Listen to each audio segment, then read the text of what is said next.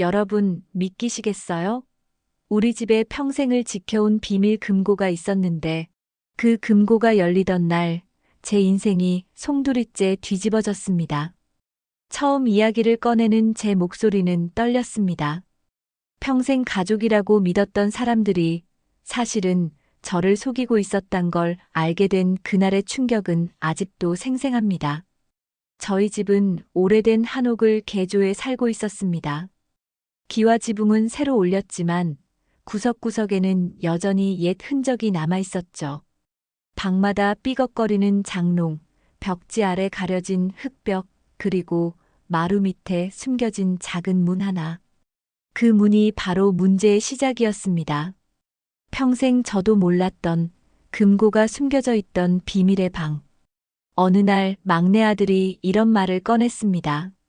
엄마, 여기 밑에 뭔가 있는 것 같아요.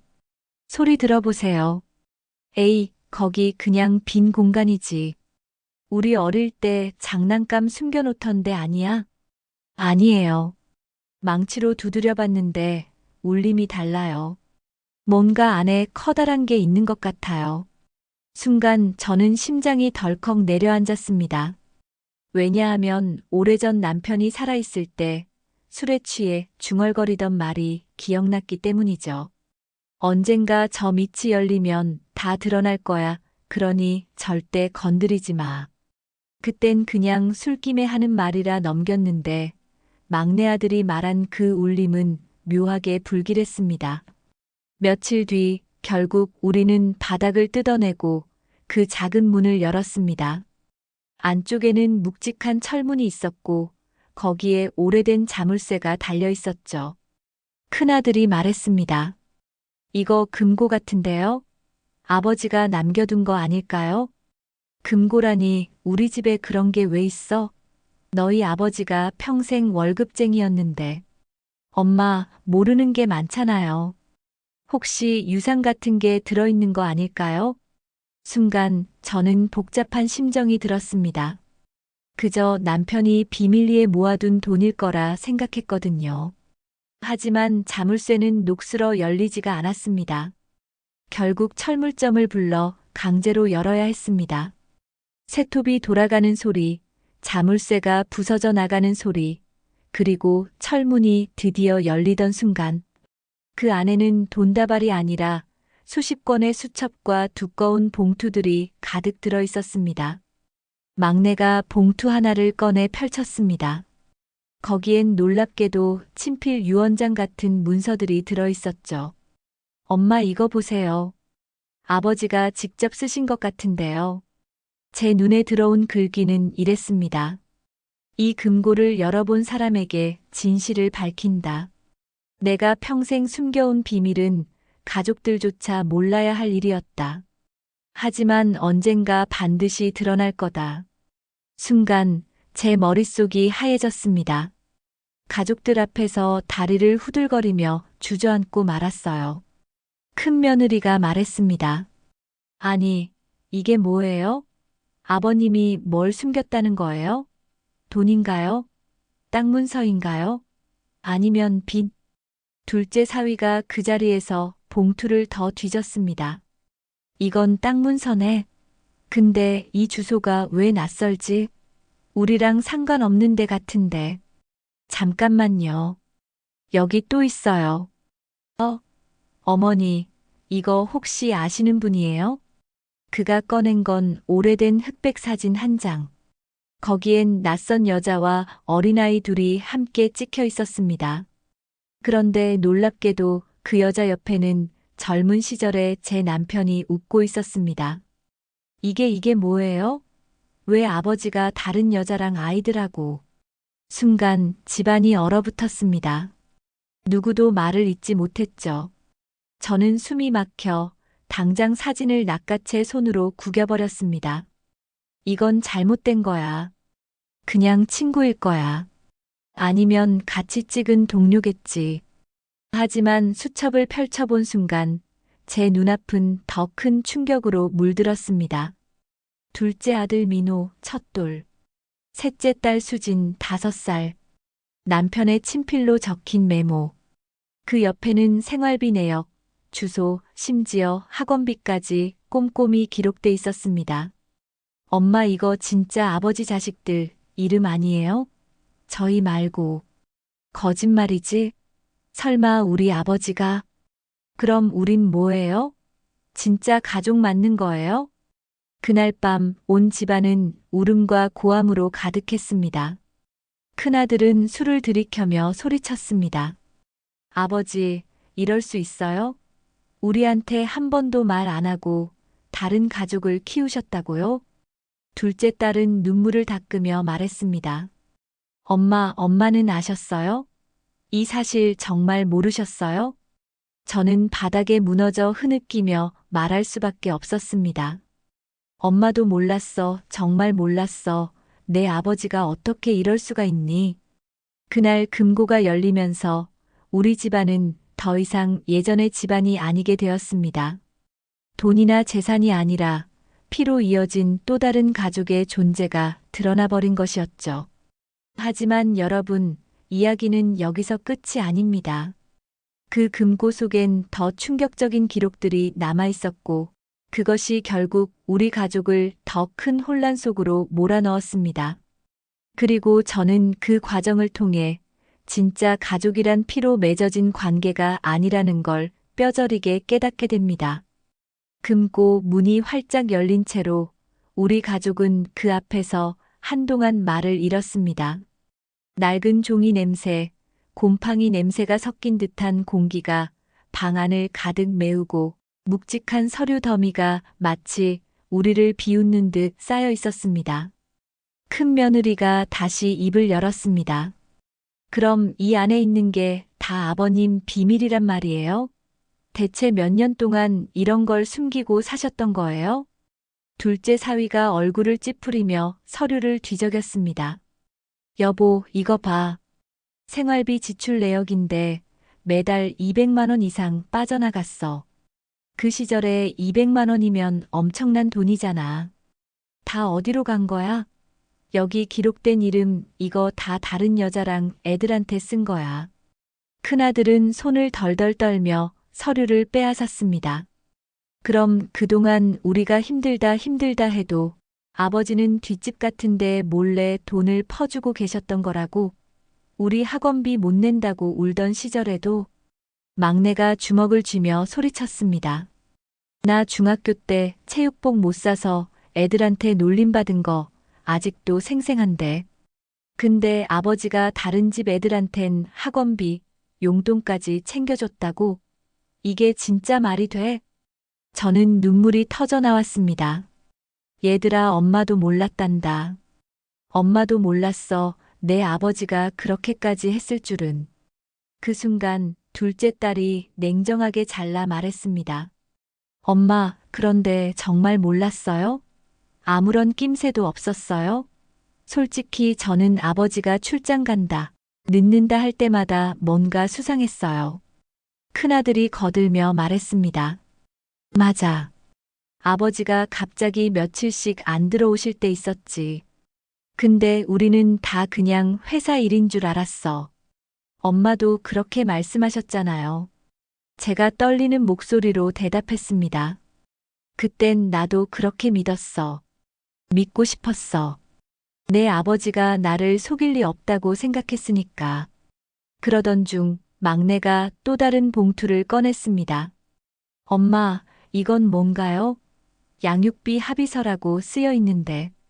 순간 제 심장이 철렁 내려앉았습니다. 그 안에는 명확한 증거가 들어 있었습니다. 남편이 다른 여자와 합의한 양육비 지급 계약서. 둘째 사위가 읽어 내려갔습니다. 민호와 수진의 양육에 필요한 모든 비용은 매월 기명 당신 남편 이름이 지급한다. 지급 불이행 시 법적 조치를 취할 수 있다. 큰아들이 책상을 주먹으로 내리쳤습니다. 법적 조치? 그럼 이거 완전 공인된 관계였단 말이에요? 아버지가 두 집 살림을 공식적으로 한 거예요? 둘째 딸이 울부짖었습니다. 세상에 우리 가족은 뭐예요? 우리는 뭘 믿고 살아온 거예요? 다 거짓이었어. 큰 며느리가 또 다른 두꺼운 봉투를 열었습니다. 거기에는 여러 장의 사진첩이 들어 있었습니다. 바닷가에서 뛰노는 아이들, 생일 케이크 앞에서 촛불을 끄는 모습, 운동회에서 손을 잡고 웃는 모습. 사진 속 남편은 우리에게 한 번도 보여준 적 없는 얼굴이었습니다. 행복하고 따뜻하고 다정한 아버지의 모습. 이건 진짜 말도 안 돼. 아버지 얼굴이 이렇게 다정했단 말이야? 우리 앞에서는 늘 무뚝뚝하고 일밖에 모르는 줄 알았는데. 막내가 이를 악물며 말했습니다. 그 웃음 우리한테 보여줬어야지. 왜 남의 집 애들한테만. 그 순간 가족들 사이에서 서로를 원망하는 말들이 쏟아져 나왔습니다. 엄마가 눈치라도 챘어야 하는 거 아니에요? 당신들 세대는 왜 그렇게 남편만 믿고 산 거예요? 이제 와서 뭐가 중요해? 이미 끝난 일이잖아. 끝났다고요? 지금부터가 시작이에요. 저 아이들이 나타나면 우리 유산은 어떻게 돼요? 저는 그 자리에서 손을 번쩍 들며 소리쳤습니다. 그만 좀 해. 지금 중요한 게 돈이니? 지금 중요한 게 유산이냐고. 내 아버지가 우리를 속였다는 사실이 이렇게 가슴을 찢는데 너희는 지금 돈 걱정밖에 안 돼? 하지만 큰아들이 단호하게 말했습니다. 엄마, 그건 엄마 생각이고 지금 우리도 가정 있고 애들 키우는데 유산 문제는 현실이에요. 만약 아버지가 다른 집 애들한테도 상속을 남겨놨다면 우리한테 돌아올 건 없다는 거잖아요. 둘째 사위도 덧붙였습니다. 법적으로 인정된 아이들이라면 상속권은 똑같이 있습니다. 우리 애들은 잘못한 것도 없이 피해를 보게 생겼다고요. 그러던 중 큰 며느리가 마지막 봉투를 열었습니다. 안에는 낡은 편지들이 들어 있었습니다. 글씨체는 분명 남편의 것이었지만 편지를 받은 사람은 다른 여자였습니다. 당신과 아이들을 버릴 수 없어. 하지만 내 첫 번째 가정도 지켜야 한다. 그러니 제발 조금만 이해해줘. 민호가 오늘 학교에서 상 받았다지. 정말 자랑스럽다. 내가 곁에 있어주지 못해 미안하다. 언젠가 진실이 밝혀질 거다. 그땐 아이들이 아버지를 원망하지 않길 바란다. 편지를 읽어 내려가는 순간 제 눈에서 또다시 눈물이 터졌습니다. 그 사람 나랑 아이들한테 단 한 번도 이런 말을 해준 적이 없었어. 근데 다른 여자한테는. 그날 금고 속에서 쏟아져 나온 건 단순한 돈이나 재산이 아니었습니다. 우리 가족을 송두리째 흔드는 진실, 남편의 이중생활, 그리고 또 다른 가족의 존재. 자식들은 분노했고 며느리와 사위들은 현실을 따졌으며 저는 무너져 내렸습니다. 하지만 여러분, 이 이야기는 아직 끝나지 않았습니다. 금고 속에는 남편이 남긴 최후의 편지가 남아 있었고 그 편지가 결국 우리 가족의 운명을 완전히 뒤바꾸어 놓았으니까요. 금고 안에서 마지막으로 꺼낸 봉투. 낡아 찢어진 봉투에는 붉은색 잉크로 이렇게 적혀 있었습니다. 마지막 진실, 언젠가 너희가 알게 될 날을 위해. 순간 온 집안이 숨을 죽였습니다. 모두가 그 봉투를 노려보며 누가 먼저 열 것인지 눈빛으로 실랑이를 벌였죠. 큰아들이 떨리는 손으로 봉투를 잡았습니다. 내가 열겠습니다. 아버지가 남긴 거니까 장남인 내가. 그가 봉투를 찢어내자 안에서 노랗게 빛바랜 편지가 나왔습니다. 종이는 습기에 젖어 군데군데 번졌지만 글씨는 또렷하게 남아 있었습니다. 큰아들이 소리내어 읽기 시작했습니다. 내가 세상 떠난 뒤 이 편지를 읽는다면 이제는 더 이상 숨길 이유가 없을 것이다. 나는 평생 두 개의 가정을 꾸려왔다. 하나는 너희 어머니와 너희들, 그리고 또 하나는. 순간 큰아들의 목소리가 끊겼습니다. 방 안에 있던 모두가 숨을 삼키며 그 다음을 기다렸습니다. 큰 며느리가 손을 뻗어 편지를 이어 읽었습니다. 또 하나는 내 젊은 날의 실수로 맺어진 또 다른 여인과 아이들이었다. 나는 죄인이었고 두 가정 사이에서 평생 양심의 가책을 안고 살았다. 너희들에게는 아버지로서 무책임했고 그들에게는 남편으로서 부족했다. 그러나 어느 쪽도 버릴 수 없었다. 막내가 주먹을 쥐며 소리쳤습니다. 무책임, 부족했다? 아버지는 그냥 두 집을 다 가지고 싶었던 거예요. 욕심쟁이였던 거지. 둘째 딸은 눈물을 닦으며 소리쳤습니다. 그럼 우리 엄마는 뭐예요? 엄마는 평생을 아버지만 바라보고 살았는데 아버지는 그 시간에 다른 여자랑 아이들을 키우고 있었다는 거잖아. 편지의 마지막 부분은 더 충격적이었습니다. 내가 떠난 뒤 언젠가 두 가정은 반드시 마주치게 될 것이다. 그날 너희가 서로를 원망하지 않기를 바란다. 피는 피야. 서로 다른 어머니에게서 태어났어도 모두 내 자식임에는 변함이 없다. 나의 마지막 바람은 형제들이 서로 싸우지 않고 살아가는 것이다. 순간 큰아들이 편지를 내던졌습니다. 형제? 형제라고요? 그건 말도 안 돼. 우리한테는 형제도 자매도 아니야. 그냥 우리를 파괴한 낯선 사람들이라고. 그날 밤 집안은 폭풍처럼 휘몰아쳤습니다. 큰 며느리는 앞으로 재산 문제 어떻게 되는 거예요? 라며 목청을 높였고 둘째 사위는 저 사람들이 나타나면 우리 애들은요? 라며 분노를 쏟아냈습니다. 저는 그 자리에 무릎 꿇고 흐느끼며 중얼거렸습니다. 이게 무슨 벌인지 평생을 함께 산 남자가 나를 이렇게 무너뜨리다니. 편지의 충격이 채 가시기도 전에 믿기 힘든 일이 일어났습니다. 다음 날 아침 집 앞에 낯선 사람들이 서 있었던 겁니다. 현관 앞에 서 있던 낯선 여자는 나이 50을 넘어 보였고 그 옆에는 젊은 남녀 둘이 함께 있었습니다. 여자의 눈빛은 낯설면서도 묘하게 익숙했습니다. 바로 금고 속 사진에서 본 얼굴이었습니다. 여기가 맞네요. 여기서 아버지가 살았었죠. 큰아들이 벌컥 문을 열고 나섰습니다. 당신들 누구예요? 왜 여길 찾아온 거예요? 그때 낯선 여자가 담담하게 대답했습니다. 우린 당신 아버지의 또 다른 가족입니다. 집안은 다시 아수라장이 되었습니다. 뭐라고요? 가족이라고요? 우리 집에 감히. 이제 와서 무슨 낯짝으로 나타난 거예요. 아버지가 시켜서 온 거예요. 그러자 그 여자의 딸로 보이는 젊은 여자가 눈물을 글썽이며 말했습니다. 저희도 원한 적 없어요. 하지만 아버지가 마지막에 언젠가 찾아가라. 그 집에 내 흔적이 남아있을 거다라고 하셨어요. 그래서 온 거예요. 막내가 소리쳤습니다. 뻔뻔하지도 않아요?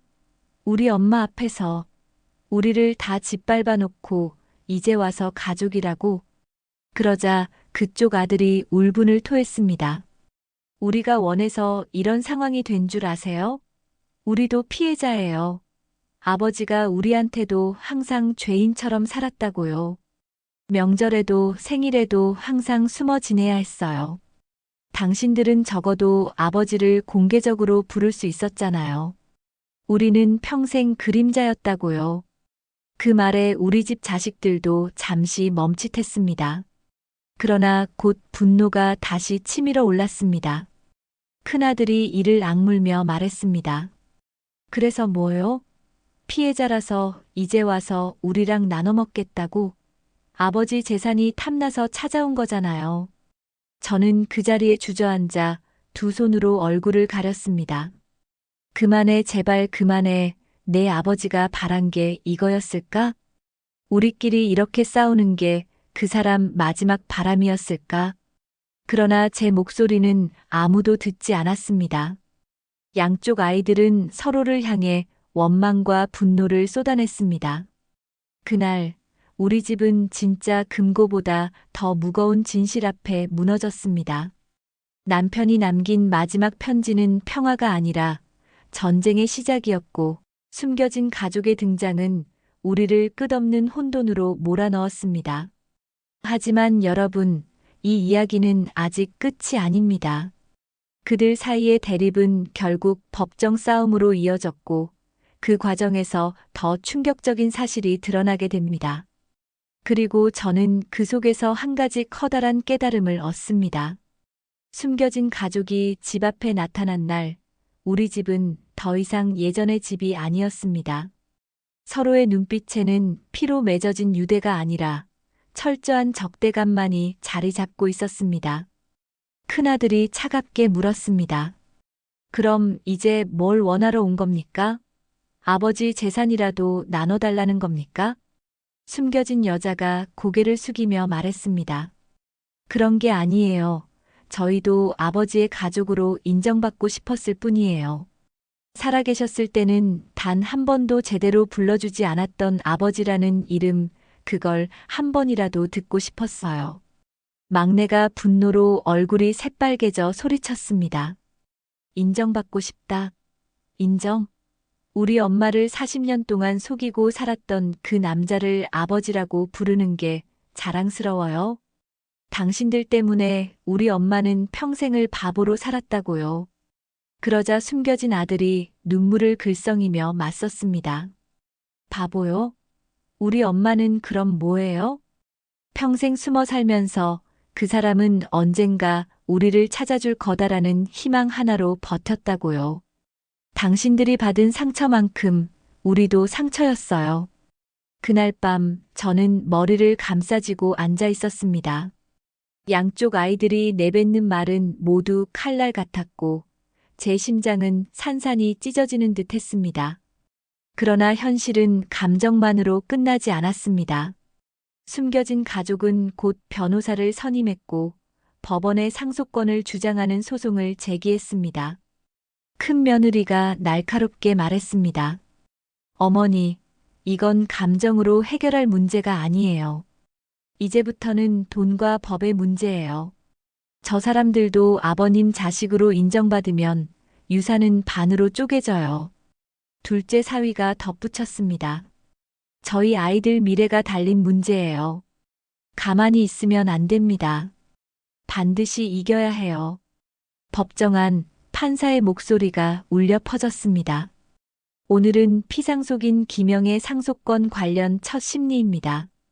원고 측은 추가 가족임을 주장하고 있으며 피고 측은 이를 부인하고 있습니다. 숨겨진 여자의 아들이 자리에서 일어나 외쳤습니다. 저는 김영의 친아들입니다. 아버지가 직접 남긴 서류와 사진, 양육비 합의서가 증거로 존재합니다. 저와 제 동생은 법적으로도 당당히 상속권을 주장할 수 있습니다. 큰아들이 이를 악물고 대답했습니다. 그건 우리도 알고 있습니다. 하지만 아버지가 우리에게 평생을 거짓으로 살아왔다는 사실이 용서되지 않습니다. 당신들이 진짜 아버지의 자식이라면 왜 지금까지 숨어 있었습니까? 왜 이제 와서 나타났습니까? 결국 돈 때문 아닙니까? 법정 안은 순식간에 아수라장이 되었습니다. 그러던 중 판사가 자료를 확인하다가 고개를 갸웃했습니다. 잠깐만요. 이 서류에 민호, 수진 말고 또 다른 이름이 있군요. 재훈 이 사람은 누구죠? 순간 양쪽 모두가 얼어붙었습니다. 재훈? 그건 누구예요? 우리도 처음 듣는 이름인데. 숨겨진 가족도 서로를 바라보며 혼란스러워했습니다. 저희도 몰라요. 민호랑 수진 말고 다른 이름은 들어본 적이 없어요. 판사가 차분히 이어갔습니다. 기록에 따르면 피상속인 김영은 세 번째 아이 재훈에게도 생활비를 보냈던 흔적이 있습니다. 이 아이는 어디 있습니까? 방 안이 술렁였습니다. 가족들은 모두 충격으로 얼어붙었습니다. 법정을 나와 집에 돌아오자 자식들 사이에 더 큰 싸움이 벌어졌습니다. 세 번째 아이, 그럼 우리 말고 또 있다는 거야? 아버지가 도대체 몇 명을 두고 살았던 거야? 이건 더 이상 가족이 아니라 사기꾼 인생이었어. 막내는 울부짖었습니다. 엄마, 이제 제발 말해줘요. 정말 아버지에 대해 아무것도 몰랐던 거예요? 재훈이란 이름조차 들어본 적 없어요? 저는 목이 메어 대답했습니다. 엄마도 처음 듣는다. 내 아버지가 대체 무슨 짓을 하고 다닌 건지. 며칠 뒤 또 다른 충격이 닥쳤습니다. 경찰에서 연락이 온 겁니다. 재훈 씨라는 분이 최근에 신원 확인을 요청했습니다. 본인이 피상속인의 또 다른 자식이라고 주장하고 있습니다. 순간 우리 가족 모두는 숨이 막혀왔습니다. 또 다른 아이, 또 다른 가족. 큰아들이 절규했습니다. 이제 끝도 없구나. 아버지는 우리한테 도대체 뭘 남겨준 거야? 사랑도 아니고, 신뢰도 아니고, 고통밖에 남은 게 없어. 그날 이후, 우리 가족은 또 한 번 큰 파도에 휩쓸렸습니다. 숨겨진 가족과의 갈등만으로도 벅찼는데, 이제는 세 번째 자식 재훈의 존재까지 드러난 겁니다. 그리고 재훈이 등장하면서 우리는 또다시 충격적인 사실을 마주하게 됩니다. 왜냐하면 그 아이의 존재가 단순한 바람의 결과가 아니라 남편의 가장 큰 죄와 비밀을 증명하는 열쇠였기 때문입니다. 며칠 뒤 집 앞에 낯선 남자가 서 있었습니다. 키가 크고 마른 체형에 눈빛은 깊은 그늘을 담고 있었죠. 문을 두드리던 그의 목소리는 낮고 떨렸습니다. 여기 김영 선생님 댁 맞습니까? 문을 연 순간 우리 가족 모두가 얼어붙었습니다. 낯설지만 묘하게 익숙한 얼굴. 어디선가 본 듯한 인상이었습니다. 그는 고개를 숙이며 덧붙였습니다. 저는 김영의 아들 재훈입니다. 큰아들이 벌컥 소리쳤습니다. 무슨 소리예요? 또 아들이라고? 대체 몇 명을 더 숨긴 거예요? 막내는 분노로 주먹을 움켜쥐었습니다. 이제 끝도 없네. 둘도 모자라서 셋째라니. 그러자 재훈은 차분하게, 그러나 단호하게 대답했습니다. 저도 원한 적 없습니다. 아버지가 제게 남긴 건 사랑이 아니라 평생의 수치뿐이었으니까요. 그 말에 방아는 순간 조용해졌습니다. 그의 얼굴에는 분노와 슬픔 그리고 오래된 상처가 뒤섞여 있었습니다. 재훈은 조심스럽게 자신의 이야기를 꺼냈습니다. 저희 어머니는 아버지가 회사에서 만난 비서였습니다. 젊은 시절 잠깐의 관계에서 제가 태어났다고 들었습니다. 아버지는 절대 저를 인정하지 않았습니다. 하지만 생활비만큼은 매달 보내줬습니다. 그게 전부였죠. 둘째 딸이 충격에 손으로 입을 가리며 말했습니다.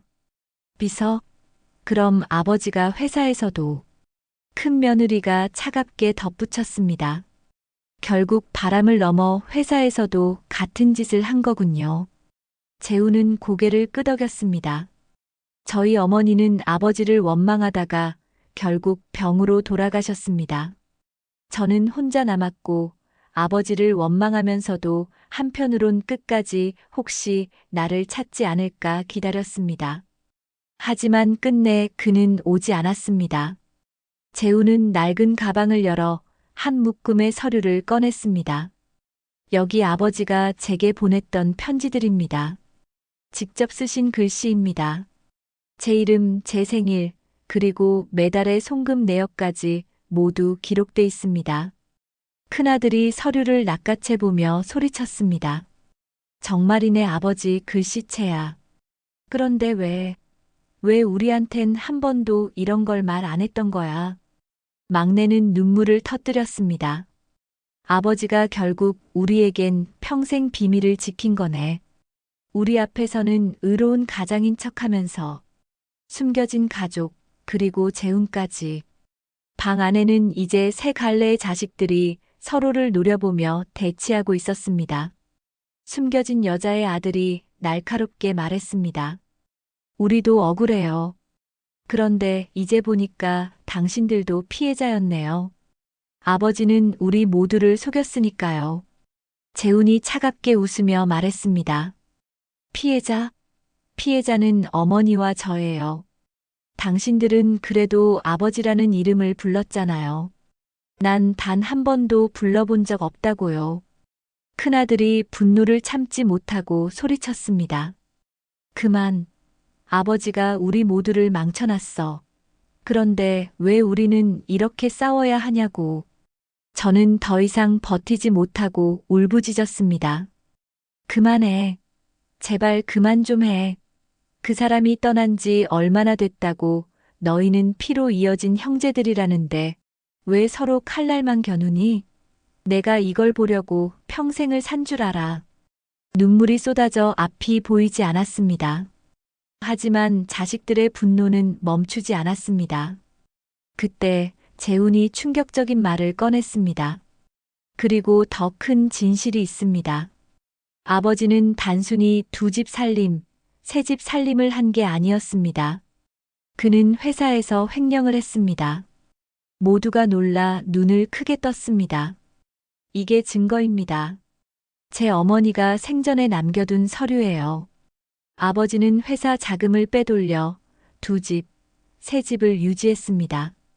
결국 우리 모두의 삶은 그 불법 자금 위에 세워진 거였습니다. 큰아들이 충격에 의자를 밀치며 일어섰습니다. 뭐라고? 그럼 우리까지 범죄자의 자식이라는 거야?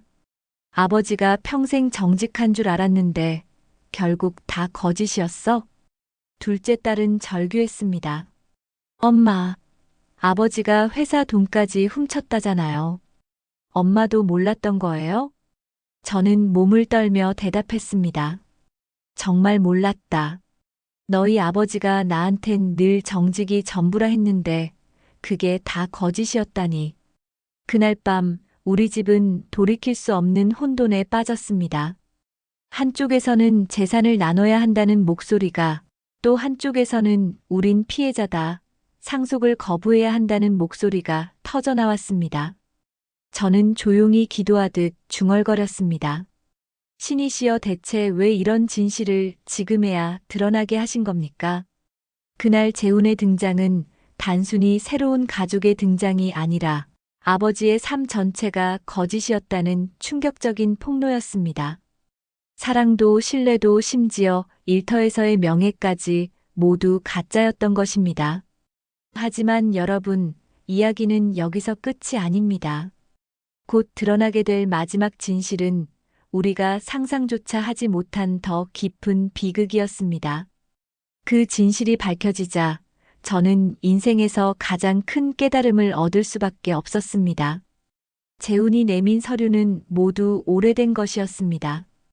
회사 회계 장부 복사본, 입출금 내역서, 그리고 어머니가 남겼다는 편지. 그 안엔 충격적인 기록이 분명히 적혀 있었습니다. 기명, 1997년 12월 21일, 비자금 계좌 이체 확인. 2001년 5월 4일, 법인카드 불법 사용 내역. 2005년 현금 인출 후 출처 불명 기록. 큰아들이 서류를 바닥에 내던지며 외쳤습니다. 거짓말이야.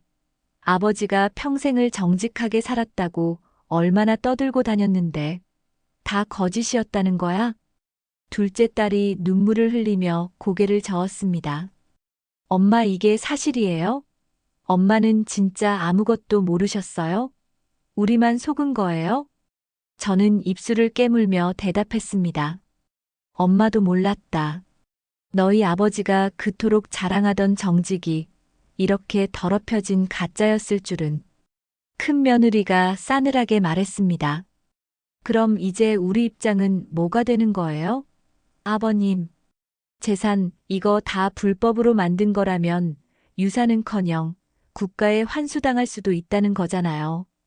둘째 사위가 덧붙였습니다. 맞아요. 자칫하면 상속은커녕 빚까지 떠안을 수 있어요. 변호사랑 상의해야 합니다. 지금 이 상황 감정만으로 해결할 수 없어요. 막내가 분노에 치를 떨며 소리쳤습니다. 당신들은 맨날 돈 타령만 해. 아버지가 우리를 속였다는 게 이렇게 끔찍한데 지금 돈 걱정이 먼저야? 그때 숨겨진 여자의 아들이 차갑게 웃으며 말했습니다. 우린 이미 각오했습니다. 아버지가 남긴 게 죄라면 그 죄까지 떠안겠습니다. 하지만 그렇다고 해서 당신들만 피해자인 척하지 마세요. 우린 더 깊은 상처를 안고 살았으니까요. 재훈도 낮은 목소리로 거들었습니다. 맞습니다.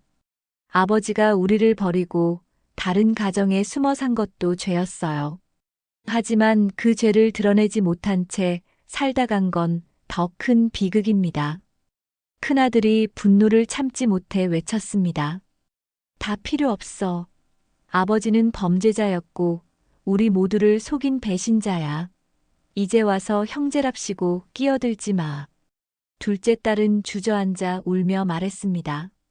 아버지 왜 그러셨어요? 왜 우리를 이렇게 지옥에 빠뜨리신 거예요? 막내는 눈물 섞인 목소리로 소리쳤습니다. 엄마, 이제 우리 어떻게 해요? 아버지의 죄 때문에 우리 이름까지 더럽혀진 거잖아요. 저는 눈물이 앞을 가려 아무 말도 할 수 없었습니다. 머릿속엔 남편이 늘 하던 말이 떠올랐습니다. 정직하게 살아야 한다. 가족 앞에서만큼은 당당해야 한다. 그 말은 다 거짓이었습니다. 내 옆에서 수십 년을 같이 살던 남자가 정직을 가장한 채 뒤로는 죄와 거짓으로 세상을 속이고 있었던 겁니다. 그제야 이해가 되었습니다. 왜 남편이 가끔 이유 없이 사라졌는지, 왜 생활비가 빠듯한데도 어딘가에서 돈을 구해왔는지, 왜 가족 앞에서 늘 무겁고 어두운 얼굴을 했는지, 그건 양심의 무게, 그리고 죄의 그림자 때문이었습니다. 재우는 조용히 말을 이었습니다. 저도 아버지를 미워했습니다. 하지만 동시에 이해하려 했습니다. 왜냐면 그는 늘 저에게 언젠가는 내게 미안함을 갚겠다라고 했으니까요. 그런데 결국 아무것도 하지 않았습니다. 그저 금고 속에 이 모든 진실을 남긴 채 떠났을 뿐이었죠. 숨겨진 여자의 딸도 눈물을 흘리며 말했습니다. 우리도 증오했어요. 하지만 이제 와서 원망만 하면 뭐가 달라집니까? 아버지가 남긴 상처는 평생 지울 수 없을 겁니다. 며칠 뒤 열린 재판에서 변호사들은 서로 맞섰습니다. 원고 측 변호사. 김영은 분명 원고들을 친자로 인정하고 양육비를 지급했습니다. 따라서 원고들에게 상속권이 있습니다. 피고 측 변호사. 그러나 김영의 재산은 상당 부분 불법으로 조성된 것입니다. 상속 재산 자체가 범죄로 얻어진 것이라면 상속권 주장은 무의미합니다. 판사가 묻습니다. 그럼 피상속인의 재산 형성 과정이 불법이었다는 걸 입증할 수 있습니까? 재훈이 직접 나섰습니다. 예, 제가 증거를 제출합니다. 재훈이 내민 증거 자료를 본 판사와 검사들이 얼굴을 굳혔습니다. 회사 자금 횡령 내역은 명백했습니다. 판사는 무겁게 말했습니다. 만약 이게 사실이라면 상속 재산 대부분은 몰수될 수 있습니다. 자식들 간의 분쟁이 아니라 국가 환수의 문제로 넘어갈 수도 있습니다. 그 말에 양쪽 가족 모두 충격으로 얼굴이 하얘졌습니다. 집으로 돌아온 후 저는 자식들을 모아놓고 떨리는 목소리로 말했습니다. 얘들아, 이제 알겠지? 돈이 문제가 아니야. 아버지가 남긴 건 사랑도 아니고 유산도 아니고 죄와 상처뿐이야. 큰아들이 눈물을 삼키며 중얼거렸습니다. 엄마, 그럼 우린 뭐예요? 아버지의 죄를 떠안은 죄인의 자식들이에요? 막내가 고개를 떨구며 말했습니다. 그래도 우리 서로만은 지켜야 해요. 아버지가 우리를 무너뜨린 건 맞지만 그렇다고 우리끼리 서로 찢어지면 남는 게 아무것도 없잖아요. 그날 저는 처음으로 작은 깨달음을 얻었습니다. 남편이 평생 감춘 건 비밀의 금고가 아니라 죄책감과 두려움으로 가득 찬 마음의 금고였다는 사실을요. 하지만 이야기는 아직 끝나지 않았습니다. 곧 밝혀질 또 다른 증거 속에는 우리가 상상조차 못했던 마지막 배신이 숨어 있었으니까요.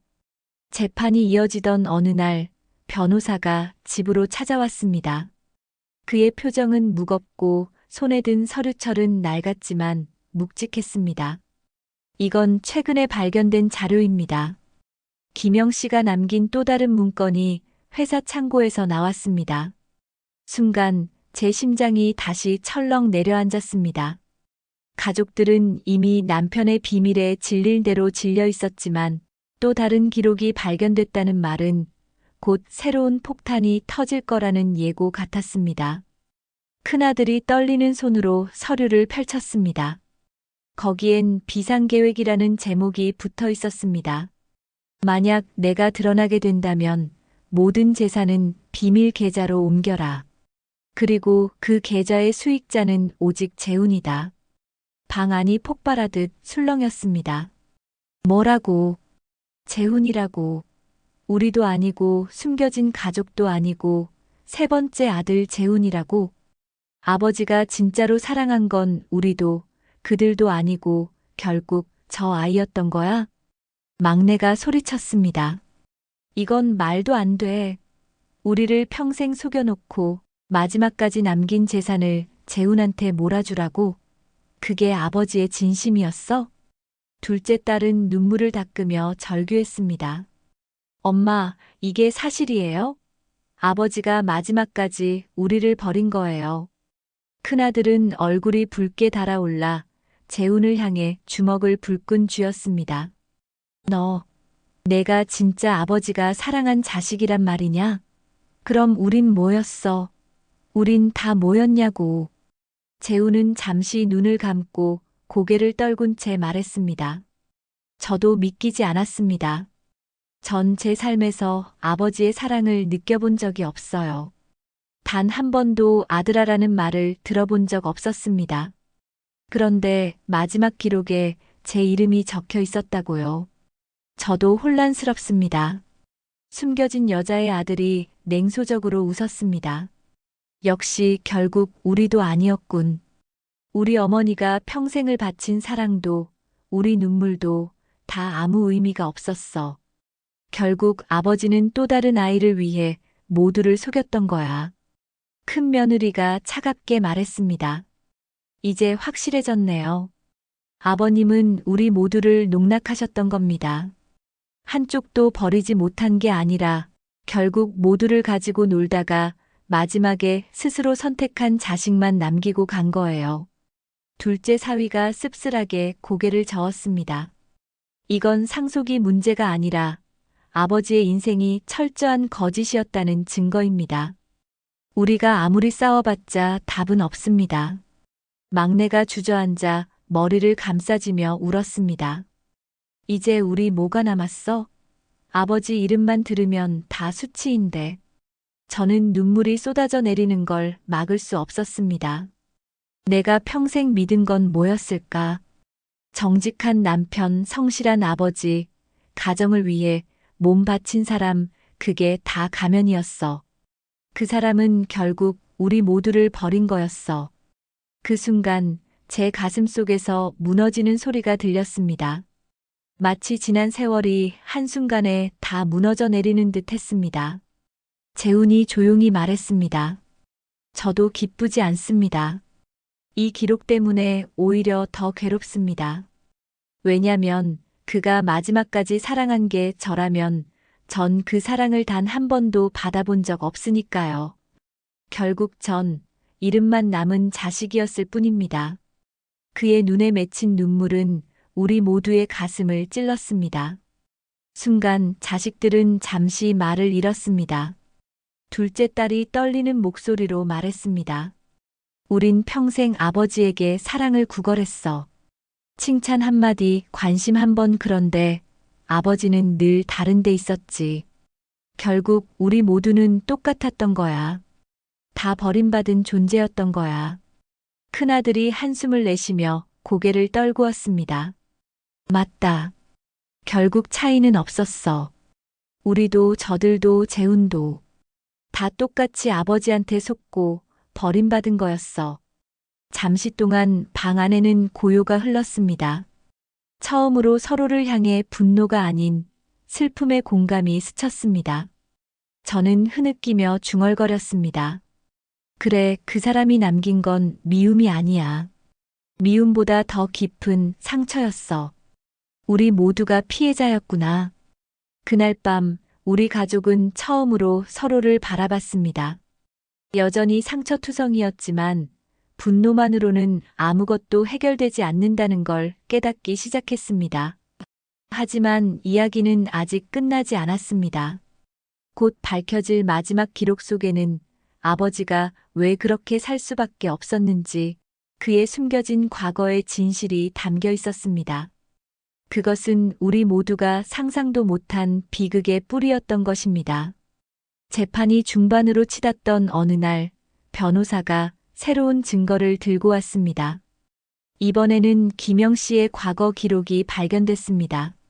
출생지, 학적부, 그리고 젊은 시절 경찰 조사 기록까지. 순간 가족들의 시선이 모두 서류에 꽂혔습니다. 조사 기록?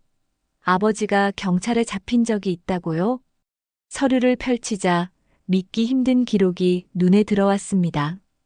1972년 특수절도 혐의, 기소유예. 1975년 불법 사채 연루조사. 1980년 불법 정치자금 운반 연루 혐의. 순간 집안은 얼어붙었습니다. 큰아들이 외쳤습니다. 말도 안 돼. 아버지가 절도, 사채, 정치자금 운반까지. 둘째 딸이 떨리는 목소리로 말했습니다. 엄마, 이거 다 사실이에요?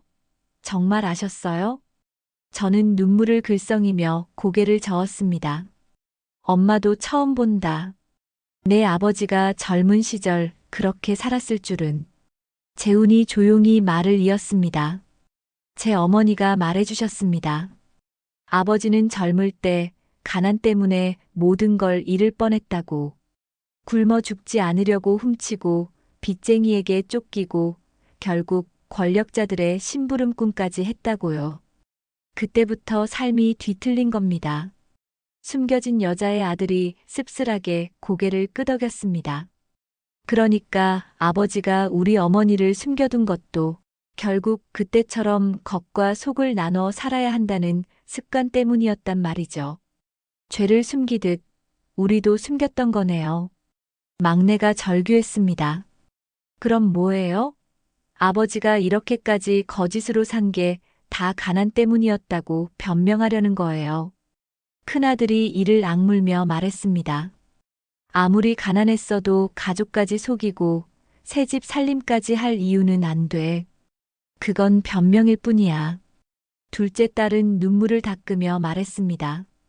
그래도 이해가 되는 것도 있어. 왜 아버지가 늘 불안해했는지, 왜 우리 집이 안정되지 않았는지. 그건 죄책감이 계속 따라다녔기 때문이었겠지. 저는 숨을 몰아쉬며 중얼거렸습니다. 그 사람 늘 잠결에 악몽을 꿨지. 뭔가에 쫓기듯 땀을 흘리고 가끔 잠꼬대로 도망쳐야 해라는 말을 했어. 나는 그냥 회사 일 때문에 힘들어서 그러는 줄 알았는데 그게 다 과거의 그림자였던 거야. 그러던 중 변호사가 마지막 장을 넘겼습니다. 그리고 이런 기록도 있습니다. 김영 씨가 1980년대 모 정치인의 비자금을 관리했다는 의혹. 모두가 충격으로 눈을 크게 떴습니다. 정치인의 비자금? 그럼 아버지가 단순한 회사원이 아니라 권력과도 얽혀 있었다는 거야? 변호사는 무겁게 고개를 끄덕였습니다. 아마 그때 벌어들인 돈이 이후의 삶을 이끌어간 자본이었을 겁니다. 그 돈으로 두 집, 새 집 살림을 유지할 수 있었던 거죠. 큰 며느리가 차갑게 웃었습니다. 결국 아버님은 우리한테 평생 정직을 강요하면서 정작 본인은 정치 자금까지 만지며 살았다는 거네요. 이보다 더한 배신이 어디 있어요? 둘째 사위도 씁쓸하게 고개를 저었습니다. 이제 이해됐습니다. 왜 이렇게 많은 금고와 서류를 남겼는지. 결국 양심이 괴로워서 기록이라도 남겨야 했던 거죠. 막내는 눈물을 흘리며 소리쳤습니다. 아버지가 우리한테 가르친 건 거짓말뿐이었어. 정직하라, 성실하라, 책임져라. 다 자기 죄를 덮기 위해 우리한테 씌운 족쇄였던 거잖아. 그때 재훈이 고개를 떨군 채 말했습니다. 그래도 그는 끝까지 금고에 기록을 남겼습니다. 언젠가 우리가 알게 되길 바란 거겠죠. 최소한 죄책감을 감추고 싶진 않았던 겁니다. 숨겨진 여자의 딸이 조용히 덧붙였습니다. 그게 아버지의 마지막 용기였을지도 몰라요. 비겁하게 살았지만 마지막엔 진실을 남긴 거니까요. 순간 방 안의 공기가 조금 달라졌습니다. 여전히 분노와 상처투성이었지만 그 안에 아주 작은 이해의 불씨가 스쳤습니다. 저는 흐느끼며 중얼거렸습니다. 그래, 그 사람은 완벽한 아버지도 남편도 아니었어. 오히려 최악이었지. 하지만 동시에 그는 자기 죄를 끝까지 숨기지 못한 사람이기도 했어. 그래서 지금 우리가 이렇게라도 마주하게 된 거겠지. 그날 우리는 처음으로 남편의 삶이 단순한 욕망이 아니라 과거의 상처와 권력의 사슬에 묶인 비극이었다는 걸 알게 되었습니다. 하지만 이야기는 아직 끝나지 않았습니다. 곧 밝혀질 마지막 금고 속 기록은 그가 왜 우리에게 이토록 모순된 삶을 남겨야 했는지, 그리고 우리가 어떻게 살아야 할지에 대한 유언 같은 메시지를 담고 있었습니다.